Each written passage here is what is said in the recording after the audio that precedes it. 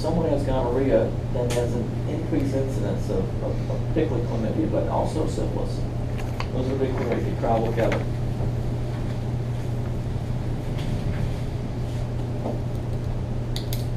Here's a patient from Charity, New Orleans, who came in. I could tell when she came into the clinic, she had kind of a hitch in her giddy up. She was, instead of walking, like, I'll walk like this. Okay. But she was kind of walking like this. You know. And so she had this big old abscess here. That was painful. Okay. So, this is another case of gonorrhea. When you work in public hospitals, you see a lot of STDs. We used to call them venereal diseases. And y'all ever heard of that term, venereal disease or VD? Now they call them STDs.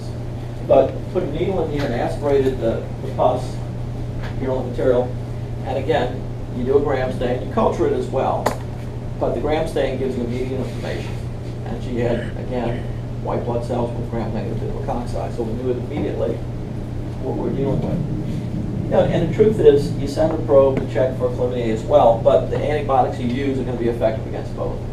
You just empirically treat for both. Is that condition always associated with an STD? Gonorrhea, yeah. No, the Bartholin's. Oh, no, thing. no, it doesn't even have to be GC. You can just get a cyst of the Bartholin's gland that becomes secondarily infected. Remember that we said that whenever you have stagnant fluid anywhere in the body, fluid that's not moving, it's an increased risk for becoming secondarily infected. But no, she was just having unprotected sex.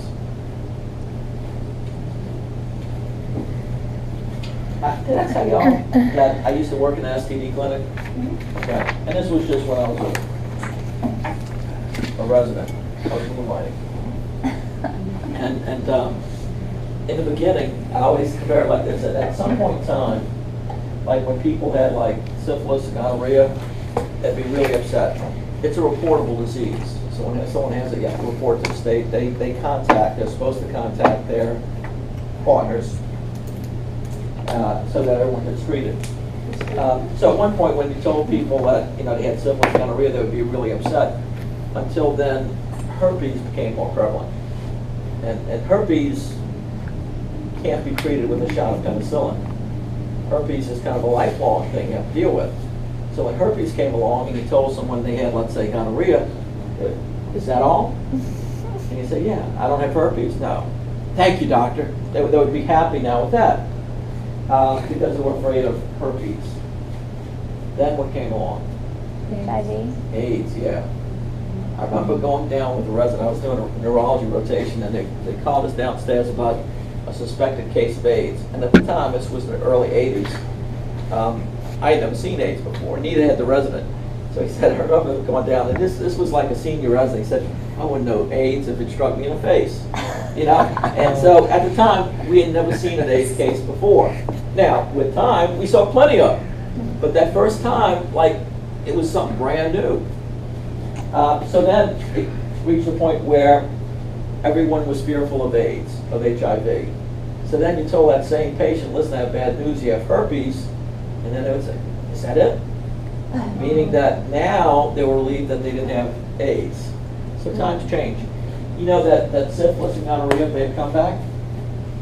At one time, the incidence had really fallen quite a bit, but now they're on the rebound. Okay. About 10 or 15 years ago, Shreveport, Louisiana, of all places, was like the VD capital of the world.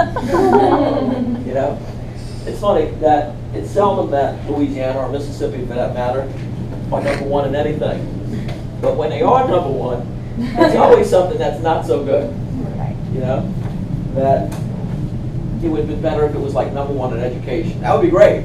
Well, I'll be cheering. But does it have to be STDs? But that's what strikes you. We work in a public hospital. If you have an opportunity to work at, for instance, UMC, or what used to be a charity, or if you go to Pineville, Louisiana, but they're going to probably close that hospital. Or if you go Earl K. Long in Baton Rouge.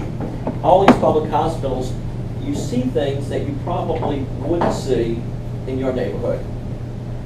Or if they occurred in your neighborhood, nobody talks about them. Okay? Whereas when you work in a charity hospital, you see them all the time.